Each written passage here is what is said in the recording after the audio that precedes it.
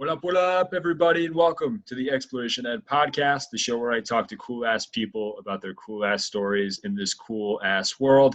I'm your host, Jonah Cedar, and today we are diving into part 2 of my interview with University of Pennsylvania and Gap alum Nicole Brigstock. If you are just tuning in this part 1, you're going to want to go back and listen to it. We talk about her decision to take gap time, what kind of support she received from friends and family, finding responsible orgs to volunteer with, her time teaching in Cape Town, South Africa, and so many more wonderful stories and insights. So please check that out either on YouTube or Apple Podcasts, and let's dive right into part 2 with Nicole. That's so funny. Yeah. So that's cool. So then you went to South America, which is a big leap, to volunteer again, to teach English. Now, so did you know that you were going to go into political science before your gap time? Because you did seem to do a lot of things involving education. Yeah, so I knew from my sophomore year in high school that what I was really passionate about was human rights. So honestly, I was really looking for a school where I could study, major in human rights. And there aren't many colleges in America that even offer that as a major. And I didn't get into any that did. So Penn doesn't have a human rights major. You can do an individualized major. So I was kind of thinking about creating my own human rights major. And it just ended up being way too much work to do that. So I really wanted to study human rights, but didn't really know how to navigate that in college. And when I finally got to college, I switched my majors around a bit. So I started wanting to major in sociology. And then I decided I wasn't going to do that because it seemed like the only thing you can do with that is become a sociologist, which I didn't want to do. Then I thought about studying criminology because I really liked my crim classes. And then every time I took a crim class, I was like, I don't want to major in this. What do I do? And then I kind of realized my second semester freshman year that in academia, human rights is a subset of political science, and that it would really make the most sense for me to just major in political science because then I could take a lot of human rights classes in different disciplines, Sure. but just count them towards the major. So like I said, I knew what I wanted to study, but I didn't know what that actually looked like as a Sure. major or minor. So what made you be involved in teaching English and volunteering at daycare centers and all that during your gap time? What drew you to those experiences? Yeah, so when I was in Peru, one of the reasons that I really wanted to go to South America on my gap year is because I really love Spanish, and I had this kind of idealistic idea that, I'll just live in South America for 6 months or a year and I'll be fluent. It's fine. I'll just become fluent. Or something like that, or get a lot better at Spanish. And I was already I was pretty good at Spanish because I had studied it a lot growing up. So part of the reason that I wanted to go to South America was to teach English, but to also develop my Spanish skills. I actually don't even remember what your question was. This is what drew you to wanting to, because obviously sometimes, people will know maybe what they want to study beforehand, or they figure it out on their gap time. So I just thought it was interesting that because you graduated too now, correct? Yeah. From UPenn, you're done now? Yeah. So congratulations, Yeah. by the way. So you congratulated Thank with a you. political science degree, but then you were doing a lot of education on your gap time. So I was just wondering what drew you to wanting to get into that. I honestly don't really know. I think it just sounded like it made sense to me. I'm pretty comfortable with Spanish, and people are trying to learn English, so I think I could put my skills with both to good use by teaching English to Spanish speakers, and also develop my own Spanish skills in the process. So that was pretty much my thinking of going to South America. Yeah, absolutely.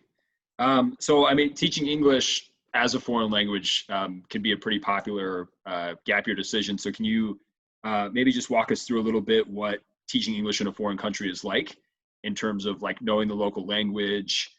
Where were you staying? I thought it was interesting too that you had said that you taught a wide range of students from 5 to 30. So what was your strategy end up being teaching a 5-year-old versus working with a 30-year-old?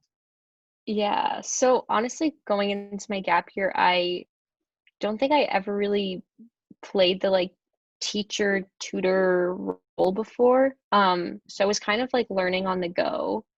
And For me, I think it was a lot easier than it is for other people because I was so comfortable with Spanish. And I think ideally, when people teach English as a second language, you want the class to be taught in English. But for a lot of the students that I was working with and knowing my own limitations, I was like, I think I will be able to most effectively communicate this material if I teach it in a combination of Spanish and answering their questions in Spanish that they may not know how to ask in English, but also teaching it in English. So I definitely do think it helps to know the local language when you're teaching English as a second language, just because it's, if something needs to be translated and you don't know what it is in Spanish, you only know it in English, it becomes a lot like it's kind of complicated. But there's definitely so many people who work as teachers teaching ESL who, only know their own language and English and not necessarily the local language. So it can really be done either way. And you can get I think it might be a few months long, I'm not really sure, but to get actually qualified to teach English as a second language for anyone who's interested in doing it, it would definitely be probably the smartest move going into a gap year if that's what you're really passionate about. Mm. So you had to put together your own lesson plans and things. So there was the teacher sort of running the program that was working with all of these different schools who would just kind of give me a book and say, this is the lesson that you need to go over today. So it sort of had a lesson. It said what content needed to be discussed. It didn't really have it as a lesson plan, but for me, it wasn't that hard to make them into lesson plans just because I really loved Spanish so much, studying it growing up, and I was very familiar and remembered how my teachers had taught it to me. Mm-hmm. So I used a lot of the ways of teaching that my own teachers had taught me Spanish with, but just in reverse to teach Spanish speakers English. So I was really lucky because I was just like, oh yeah, I remember how my teacher taught me this. I'll just do that. Wow. Yeah. And that's really great advice if somebody can remember how they were taught English. I don't even know if I remember how I was taught English. That's nuts. So what would be your main advice then for somebody who wants to go teach English, whether it be somewhere like South Africa or South America? What would you say to those people? Like I said, I think the smartest thing to do is to probably get certified as an ESL teacher. I think it's called the TOEFL, teaching English as a foreign language. Yeah, I think. TEFL, I think, yeah. Yeah. Yeah, I think the more formal training you have going into any kind of teaching opportunity is going to be the best. I know that's also costs money, so it might not be in everybody's budget, and you might be able to make it work without having that kind of formal training. But if education really is your passion and you want to be an ESL teacher, that's why not get started on your gap year? Absolutely. And if you're doing a gap year during college too, I know at least at my college, they actually have a class where you can get certified, TEFL certified in a semester. So that could be a Oh wow, possible that's avenue really for some cool. people. Yeah, it Yeah. is really cool. So a couple hot takes. What did you not like about Lima? Um, a lot. I think there were a lot of things I didn't like about Lima. I think one thing about a gap year when you have had so many positive volunteer and travel experiences, you have a lot to compare it to.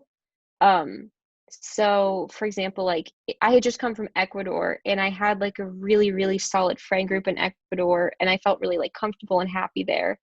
And I was really excited to go to Peru and to live there. But I think once I got to Lima, I didn't really vibe with the other volunteers there as much. I just didn't feel, I don't know why. I think they were all really cool people. We just I just didn't become best friends with any of them. I think I was just feeling a bit off in general, in my own life. And at that point I just it just felt weird being in Lima. And also Lima wasn't a very fun city. It's not, in my opinion, very naturally beautiful. There's not a lot of, there's no hiking or really nice beaches or anything like that. So it was just kind of boring. And Lima, you're I was ugly. just kind of over it. Yeah, honestly, I think my recommendation is definitely go to Peru, but you don't have to spend a lot of time in Lima. I think you could spend like a few days in Lima and see the highlights and then go to like Cusco or somewhere much cooler, to be honest. Sure. And going back to what we said before too, I mean, it's all about the people you're with. I mean, the people you're with can make a not fun city really fun too. So who Yeah, knows? yeah, for Maybe you'll sure. have to go So yeah, back I with think people you like. maybe, or we could just go to Cusco because I never got to go to Cusco. Oh, really? Yeah, well, I guess let's Yeah. go to Cusco then. So another hot take then, what did you like more, the hikes in Ecuador or exploring the Amazon? Uh, that's a mean question. I liked both of them a lot for different reasons. So the Ecuador was really cool because, as I said, I became like I had a really close friend group, and this was Mhm. kind of like our last bam where we got to go on a multi-day hike through the Andes Mountains, and it was just like we were like hitchhiking and backpacking and staying in these, I don't know, like hostels. It was just so much fun. Like we got lost, and I was the only one who really spoke Spanish. Actually, there was one other Spanish speaker, but for some reason, I was the one who was sent back to like ask someone who only spoke Spanish for directions. I don't know. There's just like so many memorable parts of that trip that made it so much fun. But it does come down to like it was just amazing scenery, and the people I was with made it so special. And the Amazon was amazing because I mean it's the Amazon. Like Yeah. how can you Yeah. not be pumped about that? And it was really cool because I got to do so many things I didn't even know were possible. Like I got to swim with pink dolphins in the Amazon River. I There are pink got dolphins in the to, Amazon River? yes, pink dolphins, actually pink. Whoa. I got to do ayahuasca. So it was just a really awesome trip. Hold on. Hold on. Hold on. Okay, first of all, I want to say we're already like almost an hour in. I don't want to keep you much longer. I don't know if you have time or not, but I could because I could definitely keep going. How are you doing time wise? I don't really have any plans, so I'm happy to keep going. Okay, I don't want to keep you too long, but this is amazing. So, do you know why the dolphins are pink? I don't know why they're pink. Okay, that's We'd fair. have to look into that. That's fair. We can include that in descriptions later. Yeah, we'll But do our research. ayahuasca. So I've heard people talk about ayahuasca. How was that experience for you? It And it was where did you do really, it? With who did you do it? yeah. Walk me So through it. I honestly don't think I'd ever heard of ayahuasca going into my gap year or like going into Peru. I didn't even know about it. The only reason I think I found out about it is because two other volunteers had just gotten back to the house one weekend and they were like, oh my God, we just did ayahuasca and we're sharing their experience with us. And I was just like, holy crap, this sounds wild and insane and amazing and I have to do it. So I was really lucky because I just like went with the same place that they had gone with. Like they had a really positive experience and I didn't have to do any of the work of figuring it out myself because I was just like, where did you like how did you navigate this and how can I do it? So that was really helpful. Where was And it? I Where didn't did you do it? it's a town in the Amazon called Iquitos. And I think a lot of people go there just to visit the Amazon and or to do ayahuasca, but I didn't want to go alone. So I went with another volunteer who was down to go with me. And how was the experience? It's honestly kind of impossible to describe in a way that would It's like a like do it psychedelic justice. thing, right? Or no? It's a hallucinogen, yeah. Okay. But really, like Peruvian people, for them, it's more of like it has like medicinal, like healing value. Right. The hallucinogenic part of it is it's a side effect. And No, right. honestly, like Yes. it's not like the main reason why people do it isn't like I want to trip, you know. It's like Right. that's a really intense way, like, you know, that's an intense way to like have a trip. I think a lot of people go into it with like specific intentions of what they want to get out of their ayahuasca experience. I mean, Sure. I To met heal them in some way. yeah, and I Yeah. met because my friend and I were only doing ayahuasca once, but at the place we went to, there were people doing like an ayahuasca retreat where they did ayahuasca like every single day for like 2 weeks. Um, Whoa. and when you do ayahuasca, there's like a whole sort of process around it in terms of like you're supposed to diet and like eat very specific things. Like there's a lot of things that will heighten your experience doing ayahuasca that the other people obviously who are more intense about ayahuasca were like doing more like religiously. I literally had met a woman on the retreat who was like, I don't remember what she said her condition was, but she literally told me that she like couldn't move. Like her life was like she was literally like paralyzed from whatever condition she had, and then she did ayahuasca and she was like completely healed, like could walk again, could function again. Whoa. Yeah, so I think for a lot of people it definitely is very life-changing and transformative. And I think like it can really help you answer questions that you have and be able to see things from more of like an objective lens. I think that's one of the main things about ayahuasca is like, at least for me and a lot of the other people I know who've done it, you kind of see your life from an outsider perspective, like you're looking in at yourself objectively, and I think that's really cool. Wow. So like you figured some stuff out. I did, yeah. Like one of the common hallucinations that people have is they see a bunch of different eyes. Like literally, like when you look around and all you see is eyes. And I think that's part of the big experience of ayahuasca is like perspective and vision and sight. Like at least for me, I got to definitely look at my life in a different way. And the kid I was doing it with also felt the same way. Wow.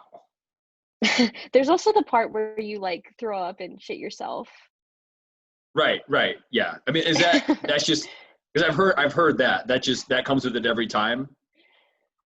I think Or everyone at least throws up. I was lucky enough that that was my only side okay, but effect. you wow. But for other people, like they definitely have it coming out both ends. How how long does it last? The Oh, effects of it. that's a tough question. I honestly don't know because I wasn't like looking at a watch or Well, sure. anything. Yeah, you weren't paying attention. Yeah. I would say probably like a few hours at least. I mean, I think it's kind of with a lot of things you can just kind of force yourself to go to sleep if you want it to be over. And they like walk you back to your bedroom to make sure you don't like fall in the Amazon River or anything like that. Yeah. Um, so this makes a little bit more sense for this quote. Maybe it's referring to ayahuasca, but you talked about in Peru. You mentioned that Peru taught you that fear is one of the biggest obstacles in your life, and that overcoming it will bring many opportunities you wouldn't otherwise have. So what is that referring to? Is that referring to ayahuasca or something else? Yeah, that's definitely one of my takeaways from doing ayahuasca. Okay. Was just I mean fear is like a part of all of our lives every Yeah. day, and how we overcome it or deal with it really kind of changes our lives in so many ways. And one thing that I definitely learned from my gap year is that you can't really like learn or grow in meaningful ways unless you're able to conquer and overcome fears that you have. Yeah. Yeah, definitely. Because the thing too about fear is that you're always way more scared of the thing you're going to do right before you do it than when you're doing it. At least in my own experience. But Yeah, that being said, I also went bungee jumping when I was in South Africa. And have you been there actually? I've never been. No, South Africa's on my list too. Never been. Okay. So there's the tallest bridge bungee in the world in South Africa that's like notorious. Like, I mean, most people who go to South Africa, that's one of the things they want to do there.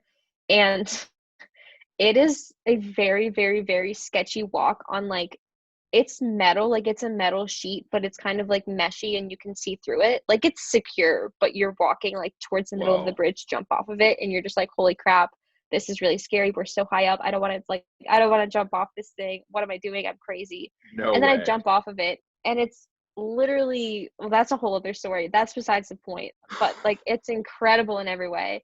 And then afterwards, I'm like, oh my gosh, like I was scared of heights, but I just jumped off a bridge. And then I'm like, okay, time to walk back.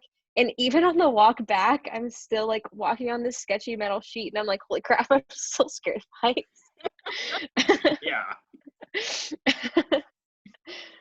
I imagine falling is not a pleasurable experience, no matter how many times you do it. I mean, I had never been bungee jumping or anything of that sort really, and it was truly like one of the most incredible feelings I've ever felt in my whole life. It was so Really? cool. Yeah. Really? Yeah, I had my GoPro on my wrist. I didn't actually use my GoPro much on my gap year, but I did use it for that bridge jump, and the video of me like in my reactions like was insane. I was just living my best life. I was so happy. Wow. Well, because you go down, right? So you jump and then you go down, and then the bungee cord, like you obviously like hit an impact and bounce back up, right? That's how it works. Yeah, it doesn't feel so much as like a whiplash when you start coming back up. It just kind of feels more natural. But yes, that's pretty much what happens. And you're supposed to jump like kind of like head first, arms first, but I didn't really do that. I literally went feet first and then kind of like flipped in the air, which you're not supposed to do, but it was fine. I mean, obviously you're okay because you're here. Yeah, I'm golden. So, so what about your Europe road trips? I mean, that's just a whole nother. I mean, again, so many things that you did, but what were some highlights from that trip? Because road tripping itself is just a great experience, but especially through Europe, that's how I did it as well. So, what were the highlights for you in that trip? Honestly, my Europe road trip was a bit of a hot mess. So I became really, really close with this guy who was a volunteer in Nepal. Like we Mhm. became best friends. Yeah, And it was always in the back of my head that at the end of my year I wanted to go to travel in Europe a little bit. I didn't know like where I wanted to go or for how long, but I have family in England because my dad's from England, and I definitely wanted to go see them, but make like a bigger trip out of it. yeah, So it kind of just made sense to me that I would do the road trip with the guy from Germany who I became really close friends with in Nepal. And at the point that the road trip started, I guess it had already been probably like 5 or 6 months since we had seen each other in Nepal. And I don't know why, but we just like did not really vibe anymore. oof, And so being on like a 2 or 3 week road trip, like stuck in the same car was not like I mean I still enjoyed parts of the trip, but I do think like you said the people who you're with really make or break a trip, and if we had gotten along better at that point it would have made a much more enjoyable trip. But all that being said, there were definitely some highlights. I got to one of my very first friends I made on my gap year is a French girl named Victoria, and I got to see her again in Paris. She got to like show me around Paris at night and like see the Eiffel Tower. She brought me chocolate croissants, and it was just really cool like getting to like see her again after so long, because I think at that point it had been like a year since I had met her, or close to a year. And we're wow, still friends. Like we were texting today. So that's really cool. nice. Definitely seeing her in Paris was a highlight. Um, Did you climb the Eiffel Tower? Or did you take the elevator up? we actually didn't go up the Eiffel Tower. I had Okay. already been up as a kid. Oh, okay. It's yeah. Fair. So, Yeah. what else is a highlight? The Mediterranean Sea was really beautiful.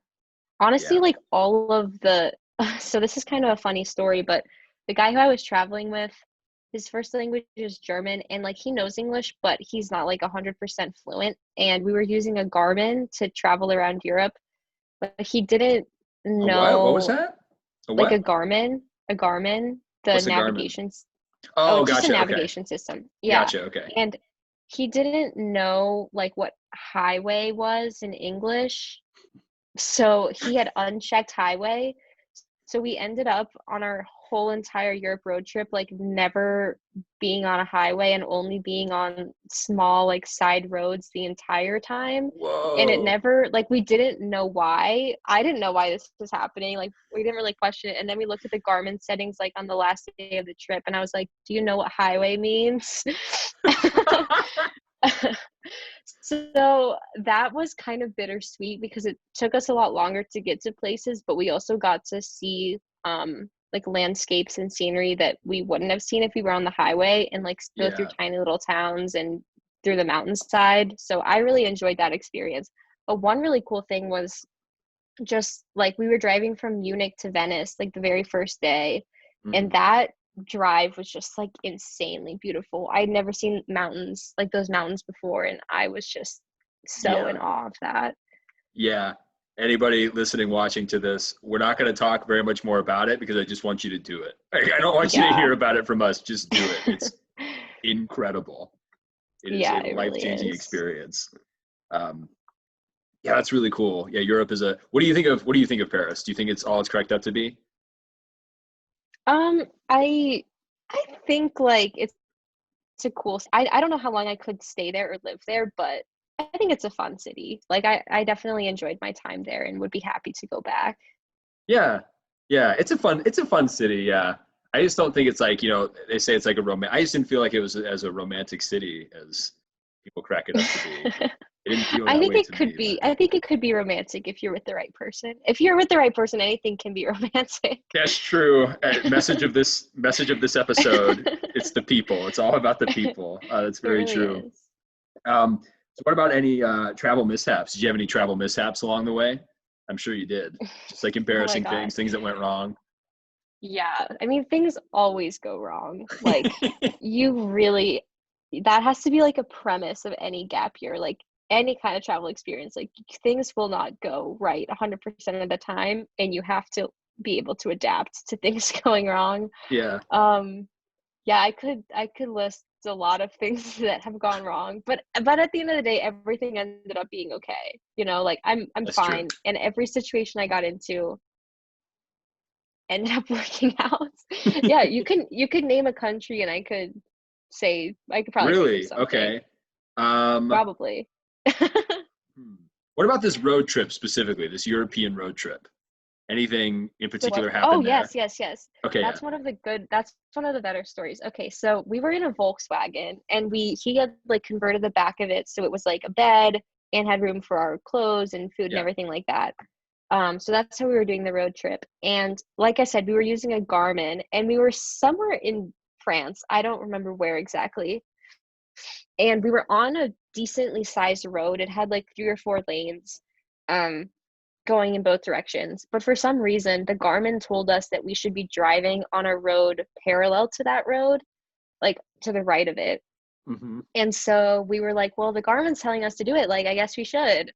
And we drive to the next road, which is like, it's really, really close to the other road, but it's a different road. And you know that immediately because you go from like a very well paved, like pretty much highway to a road that is just sand. Oh no. And um we were driving and everything was like relatively okay. We got kind of concerned once the road didn't stop being sand because we were kind of hopeful that like this road will end and we will get to a main road like sooner or later. But that didn't happen. And then we were kind of like, do we turn around? What do we do? And then it got to the point where we had like just no momentum left to keep driving in the sand and you were just completely stuck. Oh So no. I don't know how you're actually supposed to get a car out of sand when it is stuck, but I can tell you that what we did is probably not what you're supposed to do because we tried to like dig the tires out of the sand, which I think actually just digs a hole deeper and the car gets deeper into the sand. So we, I think, Yeah. got ourselves more stuck. And one of the ideas that the kid I was traveling with had was, oh, like I have a slack line in the car. We can attach the car to a tree with the slack line and try our hardest to like pull all the slack as hard as we possibly can and maybe it'll get the car out of the sand. So that was really like our last ditched effort and it did not work. The slack line was a fail. And it was kind of like getting late at this point and people like other people were on this road, like it was mostly motorcyclists and actual off-road vehicles, so we weren't like there was one every like half hour or something, and whenever they'd come we'd be like help us and they were like there's nothing we can do. So at that point our only option was to spend the night like sleeping on this sand road right next to the road we needed to be on that would have been perfect, and then yeah we just spent the night there. And then the next morning he was just so pissed and he was like I'm gonna get us out of this. And I don't know if he speaks French, I don't know his level of French, but he somehow walked. This whole thing was like it was hours before he came back, but when he came back there was like a tow truck and he was able to get us out of there. But I was Whoa. just like, oh my God, this is so sketchy and I don't know what's going He on. just left you there? Yeah. Whoa. Stayed with the car. I mean, That's I think I felt fine about that. Like I wasn't at that point we had already like spent an entire night there. I wasn't like super afraid. I was just like, this is horrible. Like in every possible way, this is horrible. yeah, that's crazy. I mean, is this like in a village or town, or is this like out in the middle of nowhere? It was not in the middle of nowhere. Like this was a big like it was a 4 lane, like it was a large road we were on. I don't know why the navigation system told us to go onto this tiny sand road right next to it. It made no sense. Yeah. I don't know Wow. why that happened. Wow. So he just walked and got a tow truck. That's crazy. Yeah. Yeah. And then we really just that was downhill for sure. I mean, things were already bad, but I don't think that helped. Yeah, yeah, for sure. It's in those kinds of situations where you have to remember that it's gonna be okay. Especially when you have to Yeah. stay the night somewhere. You're like, it's gonna work out. It's gonna work out.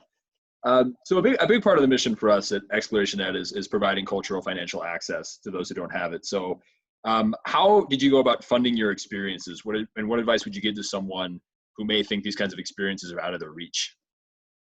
Yeah, so I basically spent all the money I had like ever saved up on my gap year. I also sold a bunch of things, like clothes, electronics, just things that I knew I was like not gonna need in life or in my gap year anymore. So that gave me some additional money to use on my gap year. But I was lucky because I didn't have to fund the whole year myself. Like my parents were helping out with day-to-day expenses. So that was definitely really lucky. I think one thing that I know a lot of people who take gap years do is just spending like half of the gap year or a certain number of months at the very beginning working and saving up a bunch of money and then being like quite frugal and intelligent with how you spend it on your gap year and really learning how to budget. So I think that that's definitely a way to do a gap year. You can also like if you want to travel to I don't know, Canada, you can go to Canada and then get a job in Canada. So you get to still travel, but you're also making money at the same time, which I think is a good way to fund gap years too. Like lots of people, one popular thing that people do on gap years is like working in hostels because then you get to basically have free accommodation, but you're making money at the same time. And that's a really good way to like experience a new place, stay still for a little bit, save up until you have enough money for the next city or town, and then kind of just do that as you go.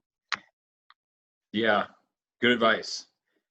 So how did these experiences affect your time once you got to UPenn? Just you as a student, you as a person, kind of adapting to this new environment. Yeah, definitely in a lot of ways. I think a lot of the other freshmen at Penn were less ready than me and the other gap year students because school was like all they really knew at that point. And I think Right. having other experiences prepares you a lot better to then go to school. Like I think a lot of the freshmen I met at the beginning of the first semester and even into the second semester really like told me that they felt burnt out, like super burnt out. And I was lucky at that point because I was just like, I'm so energized. Like, I haven't been in school in like 2 years. Like, I'm ready. Like, I want to study. I want to go to the library. Like, I want to learn. And everyone else is just like, this sucks. Like, I should have taken a gap year. Which I think is like, it's good to know that that's kind of normal for a lot of freshmen to feel. And even if you are considering a gap year or you're not super sure if it's right for you, it's definitely something to like heavily consider because so many people I know wished that they had taken gap years. And that's another thing, like you don't have to take a gap year right before your freshman year. You can take a semester off or 2 semesters, like if you've already started college, and that's pretty Yeah, normal too. Lots of students do that. Isn't that, did you do that or did I make that I up? did do that. Yeah, and I think from the college's perspective, it's actually easier for you to take the time off once you've already gone there for a semester or two. Especially, I think if you keep your grades up, and so they see that you're performing well anyway, and then again going back to that whole thing with the parents making the PowerPoint presentation. I did that with my college too, because I was like, this is what I'm going to do. I'll be gone for this long, and then I'll be back. And this is how it's going to make me better when I get back. And they were Hmm. like, sure, go ahead. So I do think it becomes easier, once you're actually there. But yeah, I mean, I think I think that's a big distinction that I realized as well going to college was that, it's just after being on that gap time I was energized. I was really ready to learn and take what I experienced and bring it there to campus. And I think it made me better be able to experience what campus is, because I think, the gap year is really just, I think what it taught me more than anything is that, college will wait, those experiences will wait, but like, your whole life can be those kinds of experiences, and college in itself is really cool because campuses are oftentimes like these worlds within this one little, campus that you can experience. So, Yeah. Yeah, absolutely. yeah. So on that note too, so what advice do you have for someone who's transitioning back to school after maybe going on a gap year? And how can they continue to make the most of their experience from being on a gap time? Like, how can they make sure they carry it with them into college? Yeah. So, like I mentioned earlier, I think having other friends at your school, or yeah, like at your school, or your other friends you met on your gap year, and keeping in touch with those people is a good way to balance like your current living situation, but also being able to remember all the experiences that you had and the people that you met and keep them close to you. One thing that I did on my gap year was like journaling and writing down, like even writing down lessons that I had learned or books I had read and all those things. And just being able to like look back at those when I was feeling nostalgic or wanted like a reminder of what my gap year was like. I found that really helpful, especially my freshman year. And one of the things I did is basically like I said, I knew I wanted to study human rights, but going into my gap year, I didn't really know what areas of human rights really were the most important to me, or what like a career or profession in human rights could look like. And I sort of collected a lot of images, like human rights related images, so like quotes, like the photo of Nelson Mandela's prison cell, like all of those things. I made a collection of those, and then when I got to college, I put them all up on my desk, that I was doing all my homework and studying at. And so having that constant reminder of like, this is why I'm doing, like, this is why I'm studying for this exam. It's because I want to like go back into the world one day and actually make a difference. And I think having those reminders of why, like knowing why you're in college and reminding yourself of the importance of it personally and what you learned from your gap year is going to really help you transition back. That's amazing advice. That's not something I considered, but that's amazing advice. So you mentioned too that besides planning, one of your biggest challenges was dealing with loneliness and homesickness, which I think can be a lot of thing for a common theme for people taking a gap year. I know I dealt with it a little bit as well. So how did you overcome those feelings on your time? Yeah, so I think like being able to feel it in the moment and like let yourself feel sad and homesick, but to not let it like completely overwhelm you. So I would like call my parents or like FaceTime a friend or something, or like journal about it. But then after I had like felt it for a few hours or whatever, I would be like, I need to get out of this. I need to feel present and I need to go do something else. So I think allowing yourself to feel like lonely and homesick and all those things is really important, to like not bottle that up, but to also like keep doing fun things and stay busy and like go out and meet new people and explore always kind of like helps you rein back in and feel very present and like to be where you actually are. Because I think one big mistake that I saw a few people make, well, I would consider it a mistake, they might not, is just being like too much in contact with people from back home, like people who would FaceTime their significant other like for hours every single day. I think when you're so connected to where you were and not where you are right now, it can almost like make you more homesick because you're not being present and like your whole mind is somewhere else rather than right here. So like allowing yourself to talk to people from back home, but like not all the time, and to limit that sort of contact is really important. Yeah. Yeah. Being present is a very profound tip for sure. It's very important to be in the place you're in at that time and really experience it. And then of course, letting your family know where you're at every couple of days or something like that. But Yeah, yeah. so I do want to wrap this. I do want to start to wrap this up, but we have to talk about it because being from Chicago, I've never been to Lollapalooza, but I'm a huge music person. and I've always wanted to go to it. So you did end up going. You went to the 2015 Lollapalooza, correct? Yeah. Yeah. So that was like, August. So right at the beginning of my gap year, I was really cool because I went with my high school friends, but also my brother and a bunch of his friends were there. So it was a big squad. Nice, nice. Because there Um, was Alabama Shakes was there, right? Paul McCartney. yeah, there were a lot of really great headliners. I think my favorites were honestly my favorite was Sam Smith. Like I Yeah, absolutely love Sam Smith, and hearing his voice in person, it's kind of like jumping off a bridge or like doing ayahuasca. Like you can't really explain it. You just have to experience it. And that's what Sam Smith is to me. But it was a really fun like last trip with all my high school friends before we all like went our separate ways. And with yeah. my brother too. Yeah, absolutely. Did you know? So did you go there? Were you going to Lollapalooza just because you all wanted to go to like Lollapalooza experience the music festival? Or did you have like, were you going there wanting to see specific groups like Sam Smith, or were you just like expecting to see whoever was there? Um, I definitely had a list of people who I wanted to see, and it was Okay. kind of hard to like mesh that with the people who my friends wanted to see because we just have like different music tastes. But we like honestly, like there's so much of Lollapalooza I don't even remember like who I saw. Like it was just such a hectic weekend. My friend like passed out when we were at the weekend and I had to like take her to the medical tent and like that was a whole other You story. I passed out from how basically good the weekend was, or she was? she passed out. She was feeling a little bit claustrophobic. Things Mm, started going super well for her, and it was really, really packed at the weekend concert because they were a headliner. And yeah. we were like, we need to get her out of here. So me and like my other high school friends are like carrying our like passed out friend to the medical tent. And somehow in the process of that whole thing, I was wearing flip flops, and one of them just like it was gone. I don't know where it is. I don't know what happened to it, but it was gone.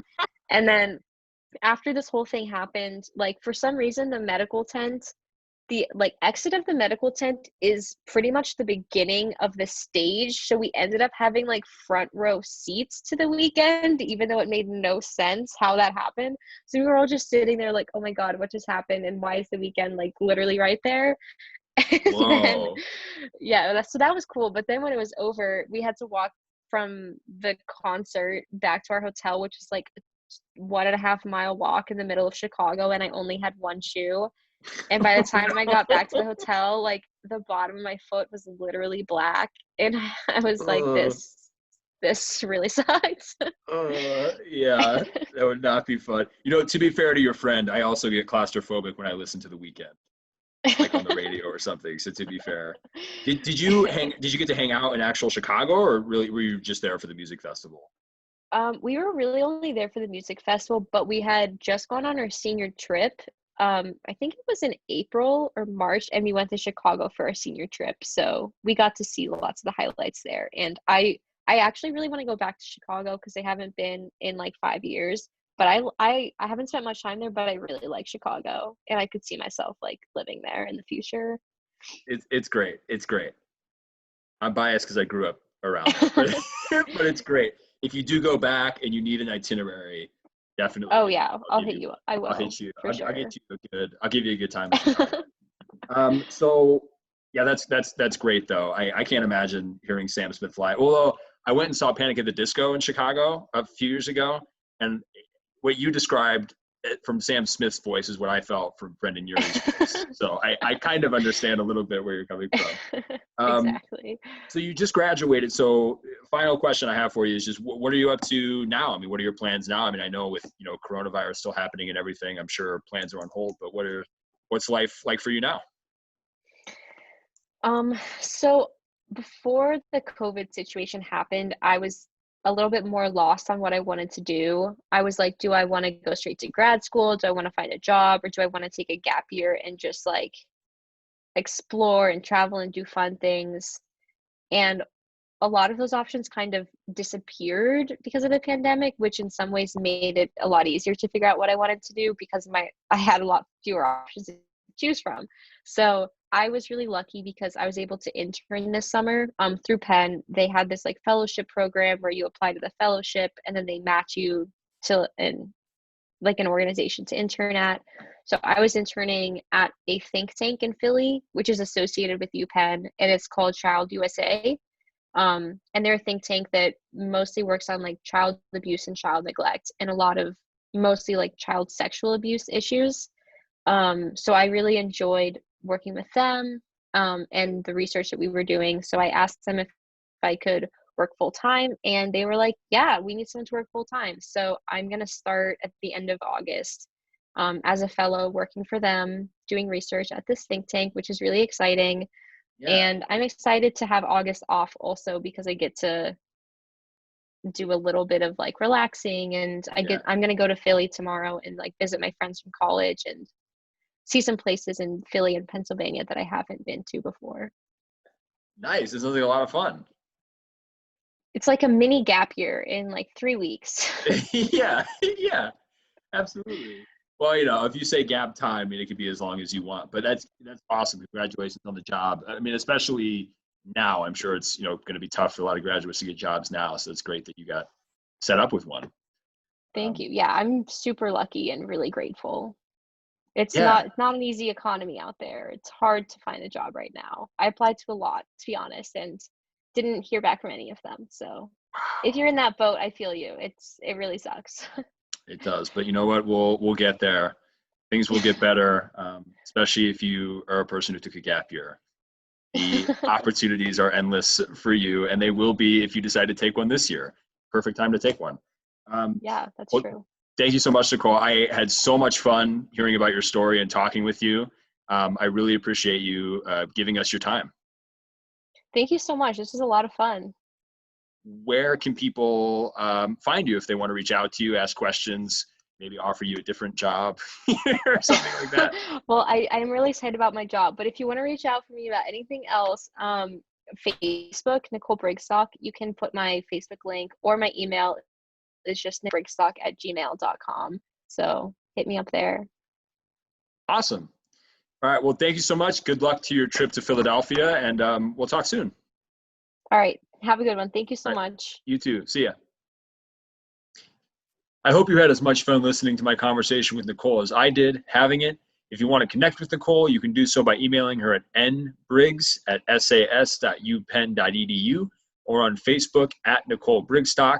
If you would like your story featured on the show, you can visit explorationed.org or email me at jonah.cedar@explorationed.com. You can find the show either on YouTube under the channel Jonah Cedar or on Apple Podcasts. And if you enjoyed the show, please rate, review, and subscribe. It really helps when you do. And if you leave with one message, we hope it's this: share stories, but more importantly, listen to others. When we do, we make the world outside of where we live feel more like our responsibility and our home, which is how we change things for the better. I'll see you next time, y'all. Thanks for listening.